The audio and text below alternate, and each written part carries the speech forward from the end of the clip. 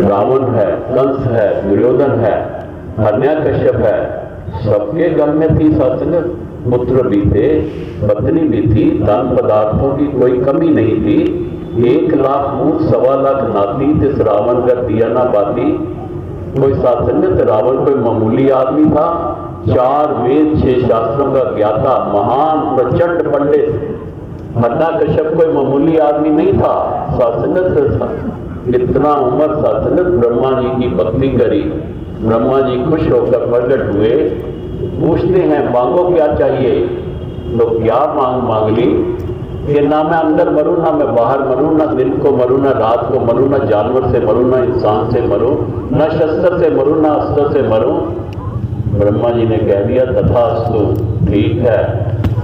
वो जानते थे कि जिसने जन्म दिया उसको मारने के भी बड़े तरीके आते हैं। वो मूर्ख अपनी 5-7 बातों को कह के तो समझ लिया कि मैं अमर हो गया हूं।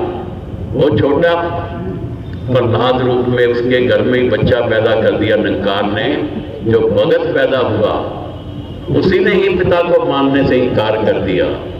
सत्संगत वही कहता है, जल भी राम, थल भी राम, ऐसी राम, होसी भी राम, राम ही राम, राम ही राम, राम ही राम। अभी महात्मा ने जिक्र किया कि उसको वो सत्संगत जो बर्तन बनाने वाली मिट्टी के, वो सत्संगत वो कुम्हारन के से वो ज्ञान की प्राप्ति हो गई कि जिसने कहा कि बिल्ली के बच्चे आवी में चले गए हैं हांडी के अंदर, और मैं आवी को आग लगा बैठी हूं और राम का सिमरन कर रही है। भगत प्रहलाद पूछता है, माता राम तो मेरा पिता है, हिरण्यकश्यप है, वो परमात्मा है, तू किसका सिमरन कर रही है? कहती नहीं, मैं राम का सिमरन कर रही हूँ जो कण कण में व्यापक है, जर्रे जर्रे में है, पत्ते पत्ते में है, डाली डाली में है।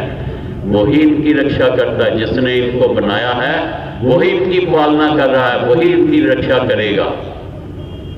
कहा कि जब आवी खोलना, कब आवी खोलेगी? 15 दिन के बाद खोलूंगी। जब आवी खोलना तो मेरे को बुला लेना। सत्संग बुलाया गया, भगत प्रहलाद को आवी खोली तो लास्ट में 2 मटके पड़े जिसके अंदर बिल्ली के बच्चे गए हैं। वो सत्संग वहां तक इसने आग ही नहीं पहुंचने दी, यूं के त्यों कच्चे के कच्चे मटके सत्संग 15 दिन के बाद बाहर निकाले। बिल्ली के बच्चे दौड़कर भाग गए। भगत प्रहलाद को यकीन आ गया कि वाकई जल भी राम, थल भी राम, है भी राम, होसी भी राम।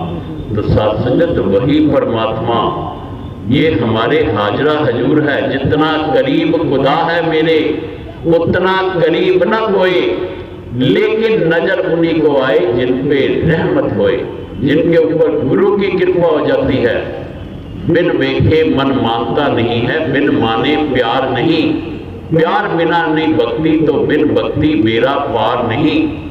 गुरु दिखावे, गुरु मनावे, गुरु ही प्यार सिखाता है। बिन गुरु भक्ति मूल न होवे, जो करता पछताता है।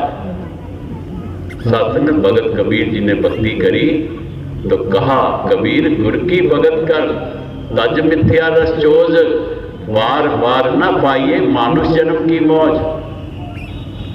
शहंशाह बाबा अवतार सिंह जी महाराज ने लिखा, सतगुरु की भक्ति करता जो निरंकार के सोले गाता है, रब उसके अंदर आ बसता है, वो रब के भीतर समाता है।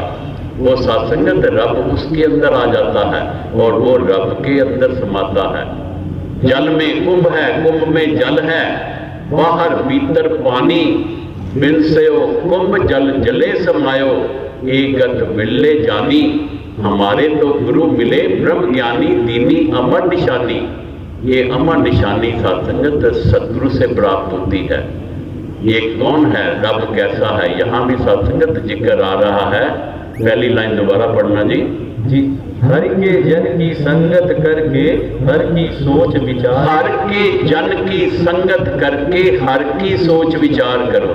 ये हरि के जन बैठे हैं सारे, ये निरंकारी महात्मा जिन्होंने अपने सतगुरु वक्त के रह पर सतगुरु माता सुदीक्षा जी महाराज से हरि की पहचान करी है। हर के जन की संगत करके हरि की पहचान करो। हरि की पहचान होती है तो संतों की संगत करके, संत जना मिल हरि यश गाइए, हरि का यश गाना है तो सत्संगत अकेले बैठ के नहीं, संगतों की, साधु की संगत में बैठकर गाया जाता है।